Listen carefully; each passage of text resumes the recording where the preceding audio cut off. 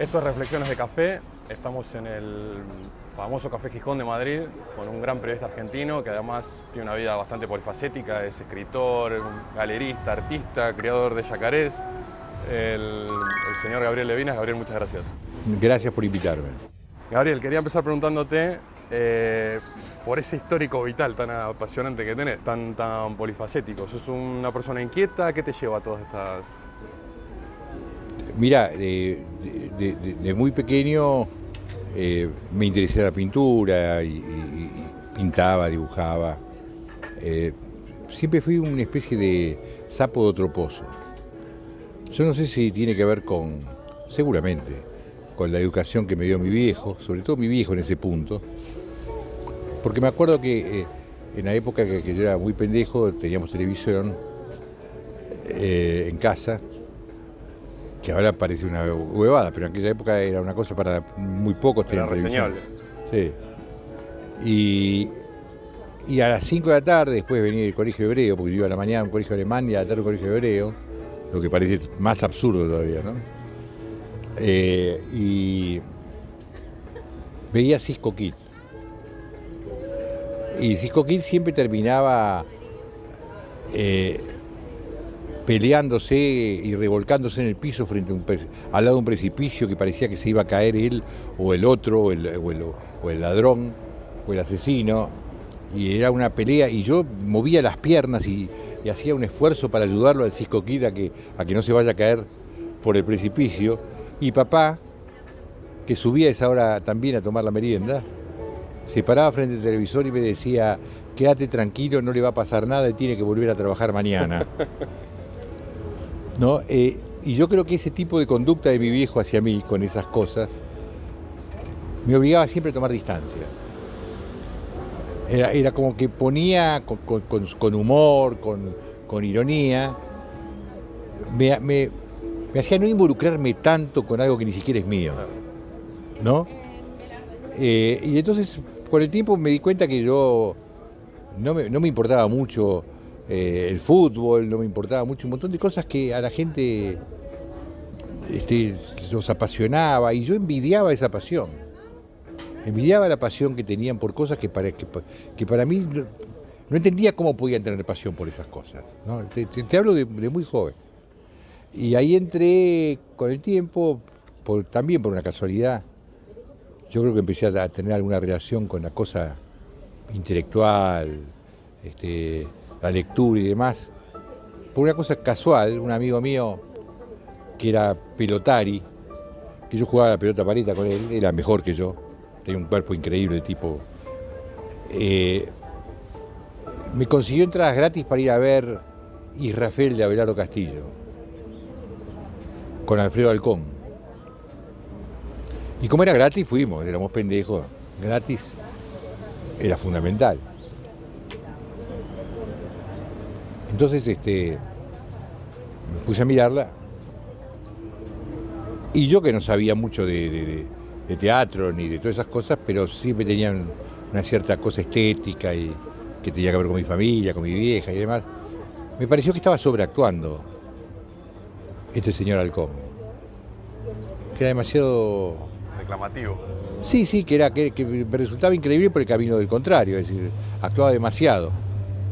Pero bueno, imaginás que ahora discutir a Alfredo Alcón me van a atacar. Una herejía. Me van a atacar, pero es una herejía.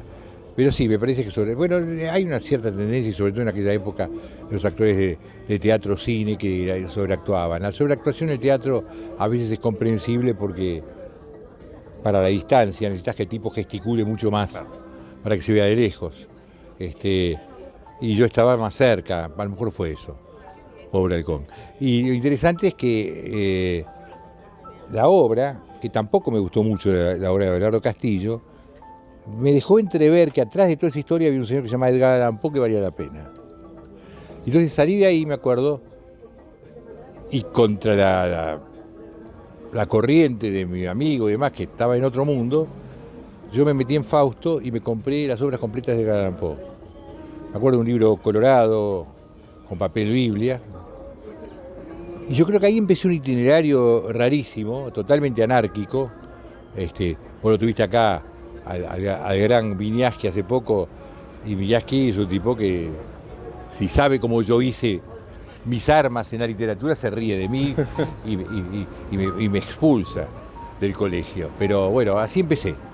Y una cosa me fue llevando a la otra, digamos, la mención de algo que me interesaba, yo me desviaba hacia ahí, pero Edgar Allan Poe me volvió loco. Y tuvo mucha influencia en mi vida. No sé por qué, pero para mí Edgar Allan Poe es algo que me marcó para siempre. Y fue esa casualidad. Después me metí a militar políticamente en el Partido Comunista Revolucionario, desde el arte, y nosotros hacíamos las actividades y las discusiones que tenían que ver con la parte cultural. Yo estaba más en la parte de la pintura, porque yo pintaba, hacía exposiciones y demás, y ahí tuvimos un training interesante, donde pude ver lo absurdo de la política, de la izquierda inclusive, ¿no? Me acuerdo que había que hacer a mí se me ocurrió colaborar y crear un sindicato de pintores. Y yo pensaba... no existiría eso. No existía, no. No existía. Que lo más importante era para proteger al pintor, y más que defenderlo, que tenga una obra social para poder ir a tener médico, para poder comprar más barato los pinceles en una proveeduría que podía ser la misma obra social.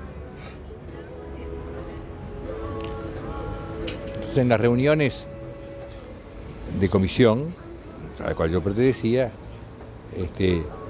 yo proponía ir a algún sindicato amigo y pedirles que nos permitan aportar y ser parte de la obra social para la medicina de ellos, y proponía también conseguir pinceles más baratos y óleos más baratos para que se pueda resolver el problema. Y siempre se postergaba eso porque había que hacer una declaración a favor del heroico pueblo vietnamita, o por Chile, o por esto, por lo otro, ¿no? Y las discusiones eran si en la firma teníamos que poner por una cultura nacional y popular, o si habría que poner nacional y popular y revolucionaria, y eran horas y horas y horas, y los pinceles no aparecían, la obra social no aparecía. Yo me di cuenta que la izquierda era ineficaz por pretenciosa. Quería... Se perdía en todas en esas... cosas que eran imposibles, se perdían en discusiones absurdas, semánticas, y las cosas que efectivamente podían funcionar para aglutinar más gente, para poder llevar adelante un proceso, era que además sirva para algo. Claro. Eso nunca pasó. Y en el medio de esa trifulca me agarra un cáncer, y yo, por supuesto, voy a postergar la revolución por un rato. Es un problema mayor. Sí, bueno, que se cargue otro mientras yo trato de curarme. Y ahí me enteré que no me iba a curar, que me iba a morir. Entonces, estamos hablando, ¿qué edad tendrías? Es muy joven. 20. Está muy joven, claro. 20, 21. Fue antes de las elecciones del 73. Entonces, viajo a Estados Unidos, a un lugar muy especial donde me dictaminan que yo me voy a morir en 6 meses. Entonces, como quedan 6 meses nada más, se me ocurrió que lo único que podía hacer yo era salir a pasear, conocer el mundo y divertirme. Cosa que hice, y pasaban ¿cómo se llama? Pasaban los días, pasaban los meses, yo viajando, arriesgándome, como igual me iba a morir. Entonces hacía cosas increíbles porque total, ya estaba programado que no me moría dentro de unos meses, así que no me iba a morir de un tiro o esquiando o haciendo... Entonces hacía las cosas más arriesgadas y locas. Y bueno, anduve por Estambul, por Israel, por las zonas ocupadas, por Grecia. En Francia me acuerdo que me robaron la plata, porque mi hijo me había dado un pedazo de plata para poder recorrer el mundo sin tener que... No había giro, no había tarjeta de crédito. Yo no la tenía, había algunas, pero... Entonces me robaron la plata. Y cuando llegué al hotel me habían robado la plata y y agarré la guitarra que tenía, que me la había comprado en España, y me fui por los bares a cantar. Me junté con un americano que pasaba la gorra, y uno que de vez en cuando se acercaba y tocaba el violín. Y descubrí que cuando cantaba "Aquí se queda la clara, la entrañable", con Che Guevara, la gente se ponía como loca. Entonces yo le metía la palabra Guevara a cualquier canción. Entonces cantaba Samba de mi Esperanza y le metía Guevara. Y levantaba plata, pero a lo loco. El giro de mi papá llegó 15 días más tarde, pero yo estaba ya lleno de guita, gracias al Che Guevara. Me di cuenta que aparte era un buen negocio la revolución. Capitalizaba la revolución. Bueno, ahí viví 3 años pensando que me morí, no me morí nada. Y cuando volví a la tranquilidad, ya me había casado, ya me casé, y al poco tiempo decidí hacer una galería de arte en los años 75. Todavía no había un golpe de Estado, y había pensado una galería que tenía que ver con una cosa más progresista, en el sentido de tratar de mostrar el arte más contemporáneo a los chicos de la vanguardia de aquel momento, y armar un sistema económico más sencillo, que era a través de la venta de obras múltiples, de obras para que cualquiera pueda comprar, asociándose y demás. Por supuesto, 3 meses más tarde, golpe de Estado, y cagamos. Entonces, mi clientela era la que era específicamente atacada por ellos. A pesar de eso, en el año 76, en octubre, para ser más preciso, hicimos una muestra de Juan Carlos Di Stéfano donde se mostraban tipos torturados. Se ve que los militares no tenían mucho de arte o no venían. Pero esto era en Viamonte y Florida, no es que estaba escondida. Estaba a la vista de... Sí, había como una cierta inconsciencia mía.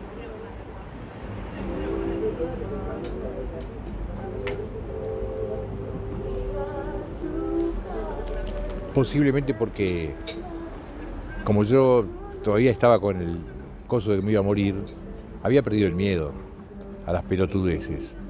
Entonces, si vivía, y si no vivía, qué sé yo, pero no iba a cambiar lo que yo pensaba, lo que yo creía, lo que me gustaba, porque estos pelotudos me podían matar. Entonces, que además yo la tenía esa historia de la muerte encima, me había cambiado la cabeza, me había dicho que había entendido qué es lo importante, qué es lo superfluo.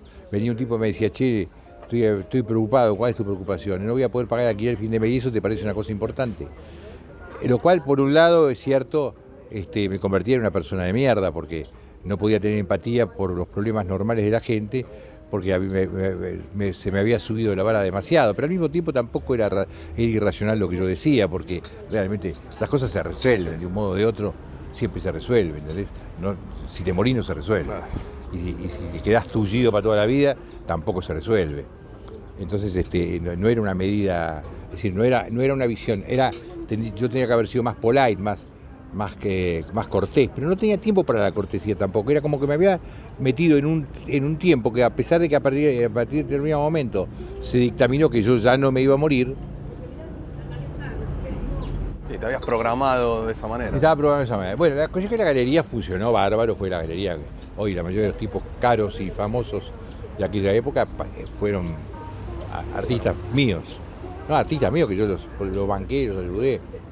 Míos, una palabra pretenciosa, digamos. Quiere decir, trabajaron conmigo, yo los banqué, les compraba obras, porque eran buenos. En aquel momento no se vendía una mierda, pero hoy valen mucha plata. Y pasaban los años, y en la galería pasaban otras cosas, pasaban obras de teatro, reuniones políticas en contra del régimen militar, se dieron obras como Principio de Incertidumbre, que son claramente obras, ahí mismo en la galería, ¿no? Se ensayaban obras que se daban en otro lado, hubo toda una cosa, hubo discusiones con el asesor cultural de Videla muy fuertes, riesgosas casi te diría. Entonces, en un momento yo pensé que eso se podía ampliar, que salir de una élite de gente que tiene que ver con el negocio del arte y pasarme a una cosa más importante como algo más. Y casualmente pasó por ahí una mujer que yo amaba y ella no sabía, que me dijo que estaba haciendo fotografía y yo le dije, mirá, justo estoy por hacer una revista. Yo no estaba por hacer ninguna revista. Inventé la revista para poder contratarla a ella de fotógrafa. Y ahí inventé el porteño. Es decir, a mí lo que me gusta de mi historia, más que nada, es que la gente se hace unas ideas bárbaras de por qué yo tomo decisiones. Y las decisiones mías nunca fueron... insólita. No, era para poder tener acceso a una mujer que quería seducir y poder, y pues, por supuesto, después sí la tuve.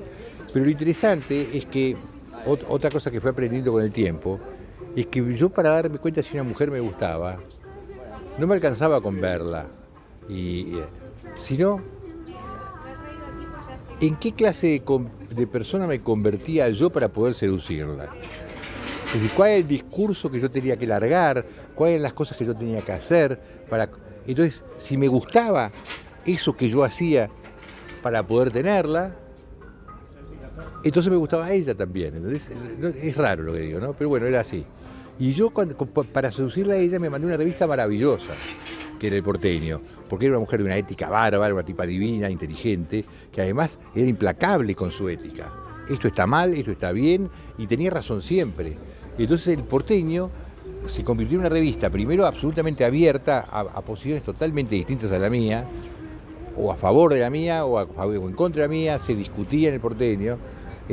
Nos preocupábamos por temas como la homosexualidad, la prostitución, los aborígenes, todas cosas que en aquel momento nadie... Claro, año 81. Dictadura. Sí, al aire importaba una mierda todo eso, y aparte ni eran temas. Y nosotros teníamos una prostituta que escribía en la revista, teníamos a las madres de Plaza de Mayo que escribían, teníamos la columna de los gays, te quiero decir, era una cosa en aquel momento. Y todo tiene que ver con Alejandra, es decir, Alejandra era una persona divina y yo tenía que ser un tipo bárbaro para poder seducirla, a la altura de lo que ella pensaba que era la vida, ¿entendés? Y ahí hice El Porteño. Y digamos, esa es tu entrada al periodismo. Sí, no, yo creo vendría que todavía no entré al periodismo, pero bueno. Pero ponele, a la profesión, ponele. Y esta revista que es tan rompedora que fue en su momento... Fueron dos, porque después hicimos Cerdos y Peces, porque los tipos progresistas que trabajaban conmigo no eran tanto. Y no se bancaban que Enrique Sims y las notas sobre gays y qué sé yo, es decir, tuvimos planteos inclusive de B. de Bonafini que nos vino a cuestionar que si no sacamos a los homosexuales, ella sacaba la columna de las madres. Y yo le dije, mirá, Eve, yo nací en el 11, yo sé sumar, no sé restar, si vos querés irte, andate, pero yo no saco a nadie. Y se fue Bonafini y me quedé con los putos, lo cual es y lo digo así, al aire acá, si lo querés poner, ponelo tranquilo. Y me quedé con ellos, y con la columna homosexual, y con la columna gay, y con las lesbianas, con todo, y con las feministas. Y ella se fue. ¿Por qué era facha? Era facha que estaba vengándose por su hijo, y los derechos humanos en el fondo le importaban un carajo a Bonafini. Entonces ahí, ¿qué pasó? Empecé yo a viajar mucho del país. De hecho, la primera nota en la que yo participo, que la escribe Briante, y yo hago toda la parte de investigación, se llamaba La memoria perdida y trataba del pueblo mataco, que eran los huichí. Entonces, claro, cuando voy por primera vez ahí y veo un mundo que yo no tenía la más puta idea de que eso existía. Indios. En Argentina. Entonces, pero me gustó. Si vos me explicás qué es lo que me gustó, no te lo puedo decir, porque el lugar es un monte pelado, un monte, digamos, todo el tiempo igual, que es difícil de meterse adentro, espinoso, árido, polvo y polvo y polvo, y gente que vive de una manera muy, muy, muy, muy básica, humilde. Y algo digo, más allá de la cosa periodística y de la cosa solidaria. Te movió, digamos. No sé, había algo ahí que me gustó. Entonces empecé a ir cada rato. Y ya Briante y nosotros me decían, loco, ya dejar de romperlo a la bola con esto, siempre lo mismo. Y en determinado momento decidí dejarle la revista a ellos y irme a vivir con los indios. Y con un amigo mío que tenía que buscar una excusa para poder justificar por qué carajo iba para allá, que que era uno de los dueños de Techin, dijo, mirá, en Estados Unidos se están haciendo experimentos para criar en cautiverio los alligators, que eran parecidos a los yacaré. ¿Por qué no armamos eso? Armamos una fundación. Y bueno, ahí se hizo eso. Después se las tomó, me dejó solo y lo hice igual. Y ahí viví 6 años con los aborígenes en Formosa, lo cual, si algo me había cambiado la cabeza, la presencia de la muerte, estar en ese lugar con gente que vivía como hace 200 años atrás, sin ninguna capacidad de planificación, pero con una gran eficacia para vivir el momento. Es decir, yo estoy acá hablando con vos y esa conversación de allá y esa de allá, los aborígenes están escuchando al mismo tiempo y podrían intervenir en cualquiera de ellas sin perderse una palabra. Así, al tono que están hablando de atrás. Se metían abajo del agua y te podían decir por el sonido qué pescado venía. ¿Entendés? Entonces aprendí otras cosas ahí. Aprendí además lo pelotudo que puede ser uno y lo inteligente y digamos, todo el conocimiento que uno tiene, que no sabe que tiene, que termina salvándote la vida en los momentos más difíciles. Y también te das cuenta que si vos agarrás a la ciudad de Buenos Aires y los metés a todos en el monte, lo más probable es que solamente menos de la mitad sobreviva más de 3 días. En el monte, si te equivocás, te morís. Claro. Es decir, esa gente tiene una eficacia natural para resolver problemas y para salir adelante que nosotros no tenemos y perdimos, pero no es que no nos hace falta, creemos que no nos hace falta. Y tenemos ciudades enteras donde hay un porcentaje enorme de gente que parece que trabaja y no hace una mierda, que hay gente que parece que hace algún aporte y no hace ninguno, y hay un montón de gente que está de alguna manera con el suyo haciendo que esta gente pueda sobrevivir y parecer eficaz. Pueden llegar hasta presidente de la nación. ¿Y fuiste bien recibido? ¿Cómo es? ¿Llegás ahí? ¿No tenés nada que ver con esa comunidad? ¿Cómo Sí, te enseguida, recibe? bueno, porque yo soy, suponete, teníamos que, parte del trabajo era cazar, atrapar caimanes grandes para poder convertirlos en reproductores, para poder armar el criadero. Y ellos no sabían hacer eso. Ellos sabían matarlos. De un flechazo, de un arponazo, Claro. con una lanza o con escopeta. Porque vendían el cuero. Pero sacarlos vivos sin lastimarlos, ni una cortadura, no sabían hacerlo. Teníamos que diseñar mismo juntos el sistema. Trampa, algo.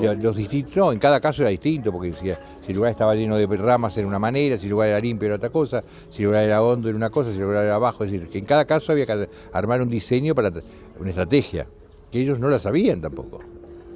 Tenía más conocimiento que yo de algunas cosas vinculadas a cómo es el lugar, cómo es el bicho, qué puede hacer, pero cómo atraparlo. Y el bicho tenía una boca así de grande y tenía 3 metros, y si te equivocabas te hacía mierda. No, te hacía mierda. Y hasta que te llegue alguien para curarte, en un lugar totalmente aislado, te morías seguro. Entonces yo no decía, vayan, hagan esto, suban. Yo decía, vamos. Me metía con ellos. Y yo creo que eso cambió todo, es decir, eso fue lo que hizo que haya una relación directa e inmediata, porque nadie hacía eso con ellos. Entonces, vos traeme, vos subime, vos cortame, vos bajame, ¿no? Los trataban como con desprecio. Y yo sabía que los tipos eran increíbles, que tenían una inteligencia enfocada en otra cosa, pero inteligencia bárbara, con mucha sabiduría. Y bueno, y yo creo que esa actitud mía fue la que Te integró. Sí, éramos hermanos, derecho viejo. Comíamos juntos, dormíamos juntos, nos quedábamos ahí 3 días esperando para atrapar un bicho, en el medio de la nada. Y un día, los casados Sastre, que eran traficantes de cuero, en el Paraguay, en esa zona, se dieron cuenta que yo les estaba sacando la posibilidad de que estos tipos que trabajaban para mí casen para ellos, y los tipos ganaban más conmigo sin matarlos que con ellos matando. Y además no permitían que otros maten en la zona, entonces los casados Sastre estaban perdiendo ingresos. Entonces, como con alguna tanga con la gendarmería, me mandaron 7 gendarmes con ametralladora para revisar el establecimiento, para encontrar alguna falla para poder cagarnos. Y no tenían orden de allanamiento porque fue una cosa totalmente ilegal. Pero entonces me preguntaron si podían entrar. Y dije, sí, pasen. Entonces se sentaron, pusieron la máquina a escribir para poder elaborar el acta. Y estaban con las ametralladoras ahí dando vueltas. Y cuando se quisieron acordar estaban rodeados por 80 indios, con palos en la mano. Y los indios callados, mirándolos, pero rodeándolos. Y no decían nada. Entonces yo lo agarro a Morocho, que era el capo de ellos. Digo, Morocho, váyanse, yo me arreglo. No, gringo, vos atendés, nosotros de acá no nos vamos. Pero no, gringo, vos atendés, nosotros no nos vamos, no me pidas, pues yo no me voy ahí. Y se quedaron ahí. Y se acercaron más. Y los tipos se empezaron a asustar. Y sabían, porque no eran boludos los gendarmes, que si llegaban a levantar la ametralladora, antes de que el tipo la levante ya tenía un palazo en la cabeza. Entonces agarraron, firmaron que estaba todo lindo y se fueron. Pegaron una mirada así nomás y se fueron. Y no volvieron nunca más.